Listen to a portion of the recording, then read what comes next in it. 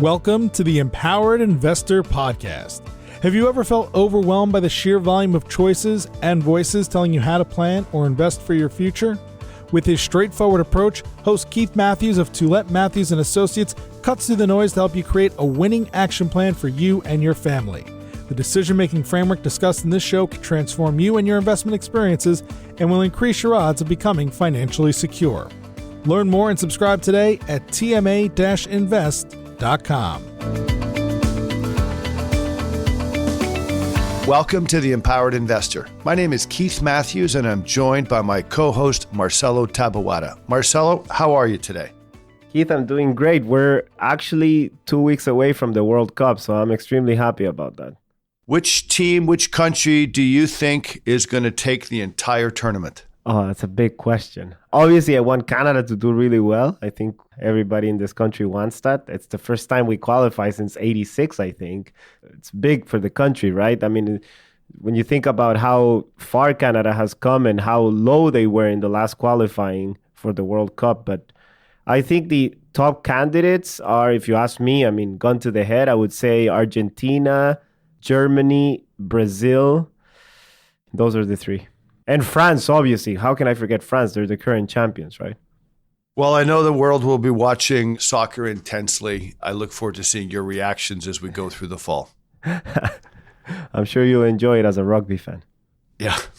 So let's jump into today's show. It's really about recessions and managing money through recession. So key topics that we'll be discussing will be simple things like whether or not we're actually in a recession, or whether people feel we're going into one. So we'll review some of that. We'll discuss how recessions are defined and who actually officiates and makes those calls and how it works.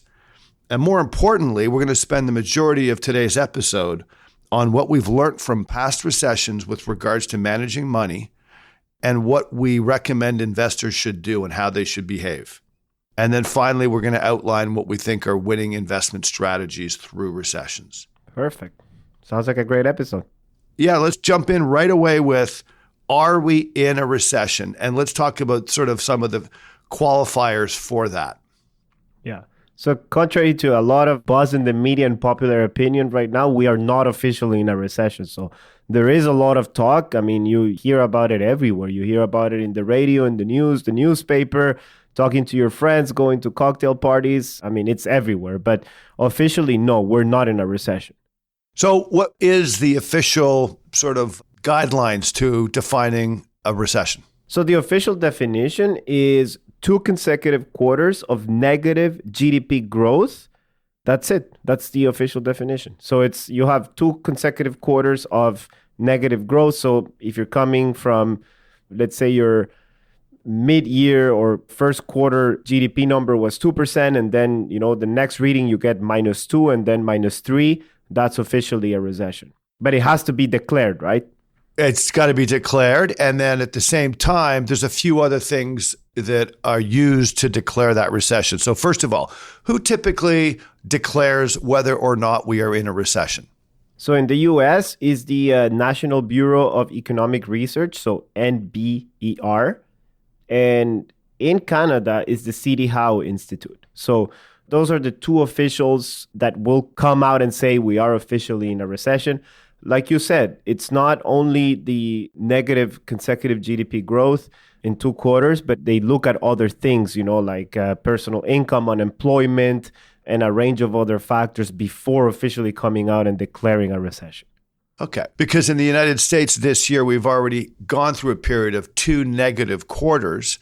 They were 2 slightly negative quarters, but what occurred, of course, was that unemployment was still fairly strong and there weren't enough of these other qualifiers that allowed NBER to state we're in a recession. Yeah, so if we look at what they define as the other factors, they would be non-farm payrolls, industrial production, retail sales, and unemployment. So it's not necessarily just because you go through 2 negative consecutive quarters that we're going to have a recession. Like you said, in the US, we did get 2 readings of negative GDP numbers in 2 quarters, but it wasn't declared a recession because we're still seeing a lot of economic activity that doesn't point out that we're in a recession. Yeah, absolutely correct. So if you look across all the general economies that we would follow, Canada, the United States, Euro, China, you've got these sort of wishy-washy numbers where it doesn't feel like it's strong growth. And clearly there's issues popping up, inflation and worry and rising interest rates. So there's a lot of discussion that even though we may not be in a recession, perhaps we're going to go into one.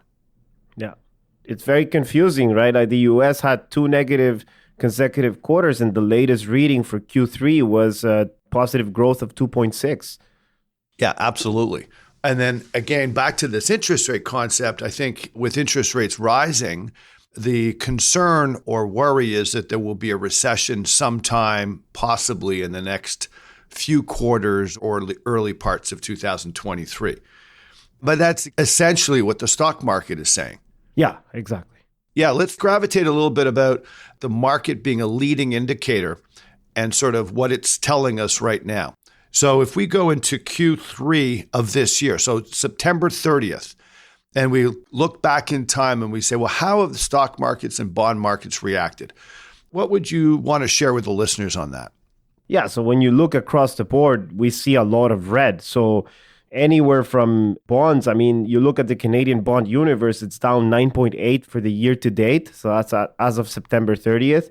You look at Canadian stocks, down 11%, US stocks 16%, international stocks minus 20%. So we've alluded to this concept before in many episodes, right? I always like to call the stock market, it's like a meat grinder of opinions, right? So the stock market processes information every single day, and it's projecting that information into the future. So everything we know today is already projected into the future. So when there are surprises in the numbers, I think a good example was just this week. So we're the week of October 28th. The central bank announced another hike of interest rates, and the expected number was 0.75, which people say it's already baked into the equation. So the stock markets were already pricing in a 0.75 increase. The reading came at 0.5, and the stock market reacted positively because it wasn't taking into account that it was going to be actually lower than 0.75. So imagine this over millions and millions and millions of traders in the market, and then a lot of data points that come in every day. So it's constantly processing information, digesting it, and projecting it into the future. And if we think that the stock market is a leading indicator or leads the economy, when stock prices go down, it's already pricing in a potential slowdown. It's already pricing in this idea that interest rates are going up, and we may find ourselves in either mild recessions or moderate recessions or even a difficult recession. Correct. And we don't know exactly what that might look like. We might not even have one technically on paper. And we'll speak about the complexities of trying to manage money through periods where you're trying to identify, are we in something or not? Because it's virtually impossible to do. Yeah, I mean, and all this economic data, like, GDP numbers, unemployment, it's always backward looking. You're always looking, they're lagging indicators because you get to know them like when it's already happened in the past. So it's really hard to mix the two together. You're absolutely right, Marcelo, because recessions are announced based on looking at backward information, and the stock market is a forward-thinking machine. So the two don't connect very well, and they're misaligned. And this is what individuals have a tendency of not recognizing or not seeing. And it's critical to understand this concept because it does help manage money through these periods. We'll speak about that a little bit later, but what are some of the major themes that we're seeing so far this year in 2022? And then let's talk about what's going on in sort of the three major economic powerhouses. Right. So one of the biggest themes this year is the world reopening. So a lot of sectors that were really hit hard by COVID, like hospitality, they're getting positive news.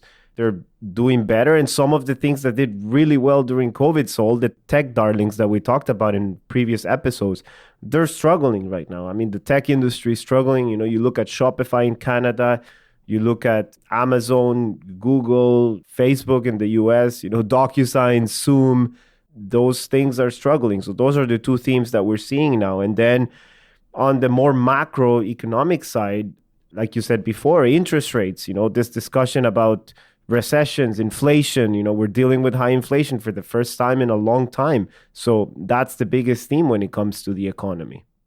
And there's the three powerhouses, the US, Euro, and China. And each one is kind of struggling with a slightly different backdrop.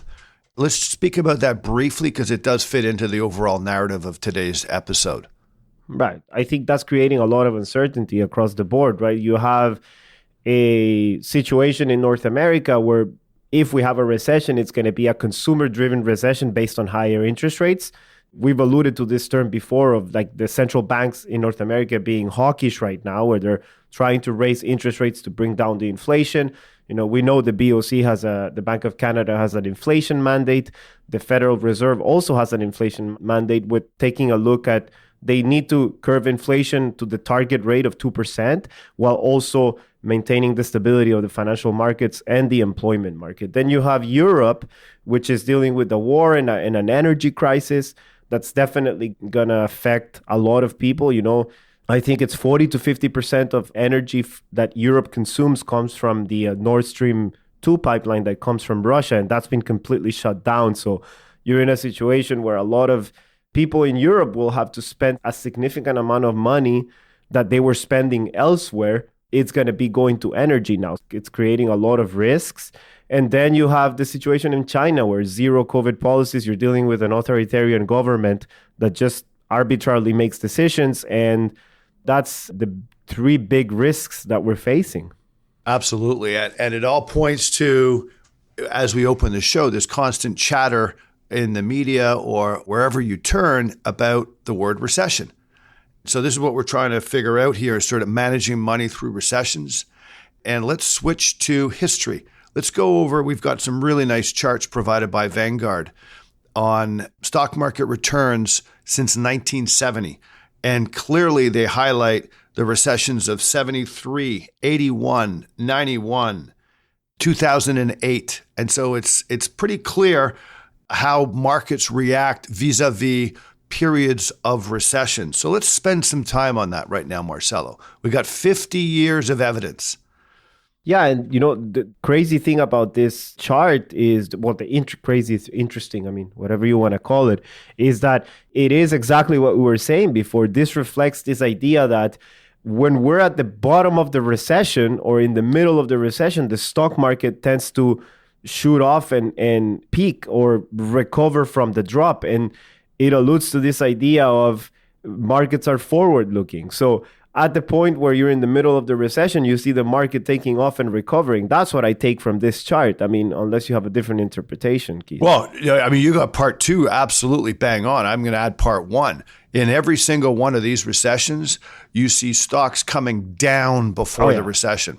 Of course. So stocks lead going down before the recession. So we're looking across the chart here, and there'd be recessions that last anywhere from 6 months to 9 months, and they're bolded out in gray. The stock market goes down before any one of these gray lines and these gray zones appear. So it's anticipating. And Marcelo, your point is bang on, which is the stock market shoots up halfway through these gray periods. So they don't even wait till the end of the recession. And usually when any of these statistic bureaus come and say the recession's over, guess what? It's too late. Stocks are up already. And so if you're the type of person that says, I'm going to wait until I see something positive, read something positive in the news before I either add more money to my portfolio or buy stocks, you will have missed the boat completely. In these charts, it's dramatic, the upswing in the stock market. It's almost like within 3 to 6 months, things improve dramatically during those periods. I think that's the one thing that I would say people struggle the most is like, how do you deal with this idea of the stock market being a leading indicator and recessions being a lagging indicator, right? Like you don't know when you're in a recession until it's already passed. And it is a tough thing to bring in together. But I think once you understand the concepts and you really understand why it works like that and that stock markets are forward-looking projecting machines, if you have a well-diversified plan and you understand that if you have any extra money, that's the time to put in money, because like once you're out of the recession, it's already too late. Yeah, 100%. I mean, I don't think I've seen, or actually history's shown, that anytime you have purchased diversified stocks or stock baskets or stocks during recessions and you look out 4 or 5 years after, investors are always happy. The returns are always positive. The other thing that I think is important about recessions, again, we're not suggesting, we're not predicting, we're not trying to make any call in any of these comments. But if there was to be one, they're typically short-lived relative to an investor's time horizon. Of course. So recessions tend to last, technically on paper, a few months to sometimes a year and a little bit. But relative to an investor's time horizon, that's a fairly short period. You know, what's interesting is that, behaviorally, it's proven that, there's a lot of research on this, that losses in the stock market hurt more than people enjoy winning in the stock market. And I think that translates into this idea that when we're going through a bad period, people tend to feel like, oh my God, this is lasting forever. It's so painful right now. But when things are going well, we tend to think, oh, you know what? It's okay. Things are going to last forever. You don't have that sense of urgency in the same way that you feel when things are going down. So I think this affects people's perception of time and their time horizon. And psychologically, it's like their time horizon seems to shrink. Whereas, you sit down and you're doing this asset allocation for the next 30 to 35 years. And really the horizon or the time horizon for an investor is usually long-term if you have done things properly, right? Well, yeah, but even you mentioned 30, 35 years. We have lots of clients or lots of investors, lots of friends would say, well, I have a time horizon of 15 years. Well, that's still long term. It's still long, yeah. Yeah. So what are the 3 things that we suggest people keep in mind when they think about a recession? If they say, how do I kind of come to terms with we might be in a recession? What are the 3 things we're recommending? 1, we can avoid them. It's part of the business cycle. It's just how things work. Then the second one is we can't avoid bear markets either, right? So they don't usually go hand in hand. And, sometimes you can have a bear market without a recession. I think history has proven that, but you can avoid them. And then inflation, same thing, you can avoid it. So these are just part of the business cycle. They're part of the economy, and we just have to live with them. And it's also the reason we get paid in the stock market, because if there wasn't this risk of the business cycle or us going through a bear market, we wouldn't get paid, because if there was no risk, you don't get the reward. Well, yeah, when you say you wouldn't get paid, meaning you wouldn't get the extra return over a non-risky asset. Of course. Okay. And I guess the last one is I know that inflation is a difficult topic now, but unfortunately, individuals, we can't avoid it. It's not something that you can manage out of your life. It's here. You have to think about your budgets. You have to think about financial plans. You have to maybe adjust your spending and your saving. Clearly, it brings hardship for many Canadian families. And the idea of a recession is one that's kind of a bit counterintuitive, because you might need rising interest rates to kind of quash or squash or eliminate inflation, but that might come with its other unintended consequences. Well, that's been the tune of Tiff McLean, the person heading the Bank of Canada, right? He said publicly that the pain of longer inflation, so long-term inflation, is higher than the pain of going through a recession. And that's why the Bank of Canada, they're pretty much said they won't stop at nothing when curbing inflation. And I think people have to understand that, because if inflation becomes sticky, for lack of a better term, it could be very damaging for a lot of people. Correct. Much more damaging than perhaps the consequence of hopefully what might be a short-lived recession. Let's talk about, can we trade through this? Can professional managers trade through recessions? In other words, can they make bold moves and try to get out of the stock market and then get back in at the right time? What is the research? What does our evidence show on that, Marcelo?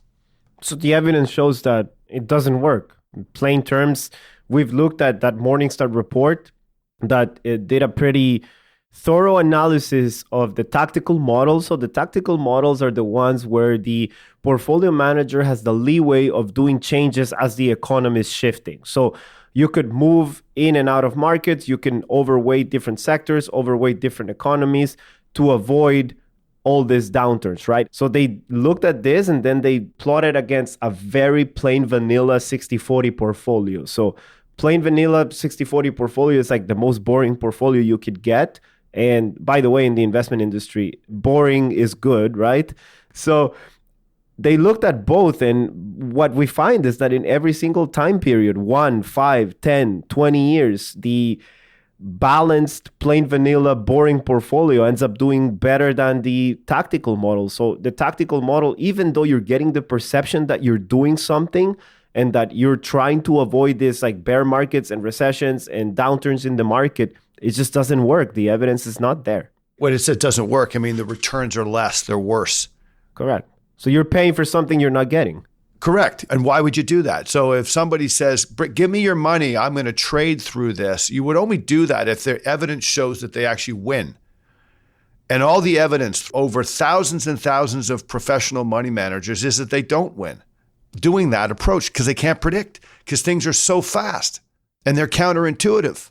It's so fast and you're competing against millions and millions and millions of people that if something we've learned is that the markets incorporate all available information and process it instantly, right? Especially now that we have more technology. So consistently, it's very hard to do it. I mean, I don't think we can deny the fact that some managers may be able to do it short term or maybe a one-off, but consistently over long periods of time, we have the evidence. It doesn't work. Yeah, 100%. Agreed, 100%. So, Marcelo, let's talk a little bit about human emotions right now. And sort of this is more around the psychology of how people are feeling. And the whole idea of, if we are going through more difficult or more challenging financial times, and I'm not just talking about portfolios, I'm talking about portfolios, cost of living, risk levels, debt levels, interest rates. Let's just talk a little bit about how people feel, and then we're going to add a few extra things on that. Right. So, I mean, recessions can be tough on people. They can be tough, morale-wise. If you have people who are losing their jobs, it's tough on people's self-esteem, people's motivation, how they feel overall as valuable human beings. It can be tough on people who are having trouble affording things, right? Like, so if you're struggling to go to restaurants or buy the things that you want, that may put you down a bit. So I don't think it's easy on the human psychology. It's not only the financial aspect of going through a contraction in the economy and going through a bear market, but it also affects people emotionally. And that's just a reality. You're absolutely right. You've got a couple of different groups of individuals that will have different emotions as you go through these challenging times. You just highlighted some of I would think the broad Canadian marketplace. There are those perhaps also that see their net worths shrink, either their home prices, real estate prices, stock values. We would say that yes, it's shrinking dramatically, I would say, on the home front, maybe on equities in the last 9 months, but it also went up dramatically. So you can't only get the positive side without sort of the readjustment side.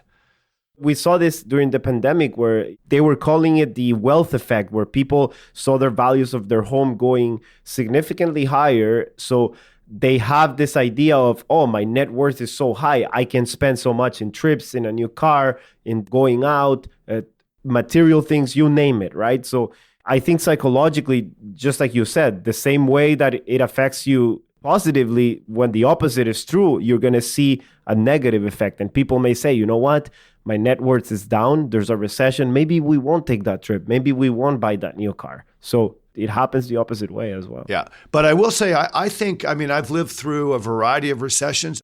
The first recession, Marcelo, that I remember is 1981. I was 17 years old.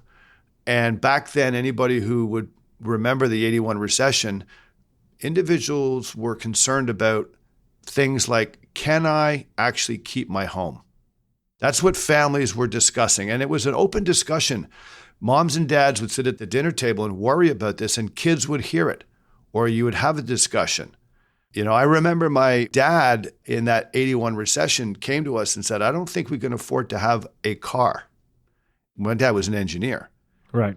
And so these were the challenging, and any listeners that lived through those recessions, 81, 91, where unemployment was 10, 11, 12%, remembers that there were very, very difficult, and I don't think we're going to be in that type of a difficult recession. Not even close. What I think is interesting about what's going on now is we're coming off the back of the pandemic. And that pandemic put tremendous strains on our society, on our health system, on people's nerves, on their worry. And, I think we're kind of in this zone where hopefully we're in the endemic, which is feeling a lot more positive. We're out, we're socializing, we're doing things, we're meeting family members, we're going to parties, we're going to gatherings. But at the same time, there's more financial worry. So it kind of feels different. And I don't think anybody's suggesting that unemployment is going to shoot anywhere near some of the levels that we saw before. So it's a very different feel right now, even though there is financial worry. I agree. I mean, do you remember distinctively those recessions like changing the way you think about things, how you view money, or just listen, Marcelo, I joke, but I graduated both the times. I graduated high school in 1981. And so here I am going off to university, and the summer job, it was tough. People didn't spend as much money on discretionary items back then. And then I graduated my MBA in 1991, which was, I think, the last difficult recession that Canadians have lived through. 2008 was a credit crisis, and it had its own peculiar look and feel. Unemployment hit sort of 9%, but it didn't last long. But those recessions, 81 and 91, were very difficult. I don't think Canadians have seen a difficult recession in close to 30 years. And that, unfortunately, does influence the way people behave in their current day-to-day lives. I totally get that, Keith. And you know what? The funny thing about all this and this discussion that we're having is that even if there's a lot of chatter about us having a recession and being a buzzword, it is still a possibility that we may not get a recession also. So it's impossible to predict in that sense that even though we're getting a lot of, the leading indicators are saying that we may get a recession, it may not happen still. Well, let's even switch gears on top of that and look at what I think are some of the positive things in financial markets right now. So, number one thing right now, if you speak to a lot of investment professionals, they'll say, wow, we have higher expected returns. What does that mean? That means the bond market, even though we've produced negative returns in the last 9 months, current yields are much higher. So that means anybody investing in bonds today will have a higher expected return. 100%. Stock market expected returns are higher today. Well, what does that mean exactly? That means that valuations, stock prices, because they've come down, they have lower valuations, whether they're PEs, price to book, and usually all the time, lower valuations tend to lead to higher future returns, which is why a lot of investment people say, well, it's actually this readjustment. It's positive right now in the sense that when you invest today, going forward, you will have higher returns. Yep. So Marcelo, let's wrap up today's episode and discuss our takeaways. Top 5 things we want either clients or investors at large, individuals, listeners to think about in terms of managing their portfolio. So the first one is stick with your well-planned portfolio mix. If you have a portfolio, you've worked hard with your advisor in setting up that asset allocation and that portfolio for the long term. There's no reason why you should be changing it now. Rebalance periodically to stay on target. So that's good because you're buying and selling and maintaining the risk level of your portfolio, and that should stay constant throughout. Then do tax loss harvesting in your taxable accounts if appropriate and when you can. Add even more assets if you have. So if you have any extra cash, now it's a great time to add it to your portfolio because, again, you're buying a great portfolio at a very reasonable price.